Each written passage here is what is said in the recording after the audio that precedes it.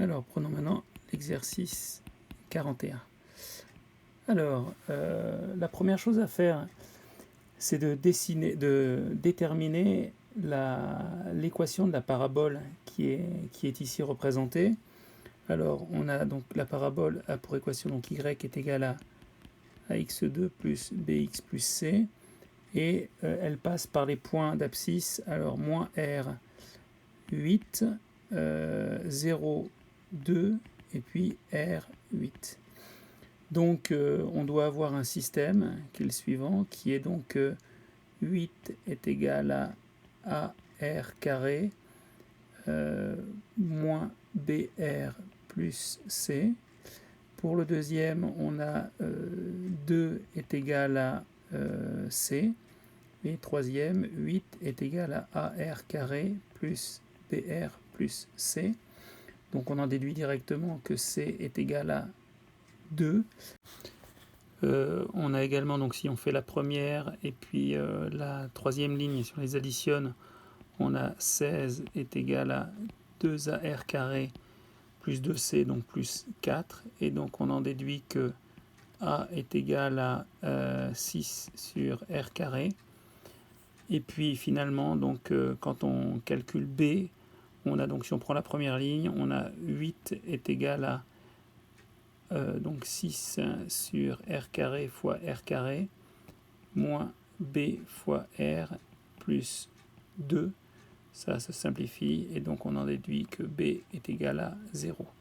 Et donc on a Y est égal à 6 sur R carré fois x2 plus 2. Donc ça, c'est la fonction, c'est l'équation de la parabole qui est représentée sur notre exercice 41. Moi, je peux refaire un dessin si jamais. Alors nous, on va calculer dans un premier temps le volume qui est ici. Alors ce volume qui est ici, en fait, il est engendré par la rotation de cette parabole, mais autour de l'axe des ordonnées. Alors, on avait déjà vu cette formule dans un exercice précédent. Alors, il faut, dans un premier temps, déterminer la fonction réciproque de celle-ci. Donc ici, si on isole x carré, on a x2 qui est égal donc à y moins 2 divisé par 6 fois r au carré. Et donc, on a finalement une fonction qui est réciproque de x. Alors, pour la racine de tout ça, ça fait donc racine carrée de r carré sur 6. Et puis ici, c'est x moins 2, puisqu'on a permuté les x et les y pour déterminer cette réciproque. Et donc, finalement, on a le volume à calculer, c'est V est égal à pi fois, alors l'image du point 0 avec la fonction f1, c'est-à-dire la première, la parabole, et puis l'image de r, et puis ici, donc r carré sur 6 fois x moins 2 dx, avec la racine carrée ici, et au carré. Alors, donc ça nous donne que V est égal à pi fois, alors l'image de 0 c'est 2, et l'image de R c'est 8, et puis donc finalement ici, la racine carrée va disparaître, et donc on a R carré sur 6, facteur de x moins 2 dx. Alors ce R carré sur le 6, on peut le sortir, donc ça fait pi R carré sur 6 fois une primitive de x moins 2, c'est x moins 2 au carré sur 2, et donc entre 2 et 8.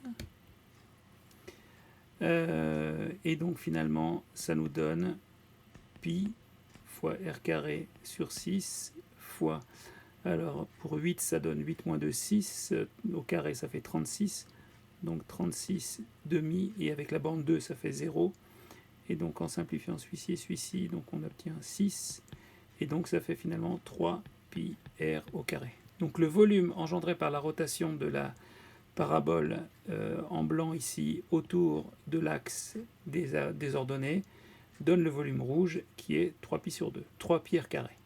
Mais donc c'est pas fini, donc là c'est le volume intérieur. Donc nous, ce qu'on cherche à trouver, c'est quelle serait finalement la hauteur d'un cylindre comme ça, au repos, qui contiendrait tout ce volume. Donc là, nous, ce qu'on cherche à trouver, c'est cette hauteur qui serait ici h.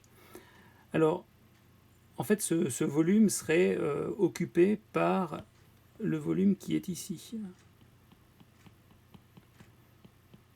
Donc pour le déterminer, ben, c'est pas difficile. Le volume qu'on a à l'extérieur, ce volume-là, hein, ce volume V, c'est égal au cylindre de départ, donc qui a comme base donc pi fois r au carré, et comme hauteur 8, et donc on enlève de ça le volume trouvé avant, c'est-à-dire le volume intérieur, donc 3 pi r au carré, et donc on obtient ici un volume donc vert de 5 pi r au carré.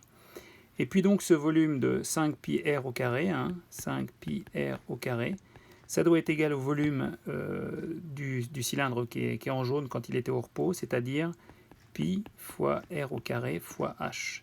Et donc on en déduit que la hauteur h de ce cylindre, de ce volume d'eau au repos est égale à 5 cm.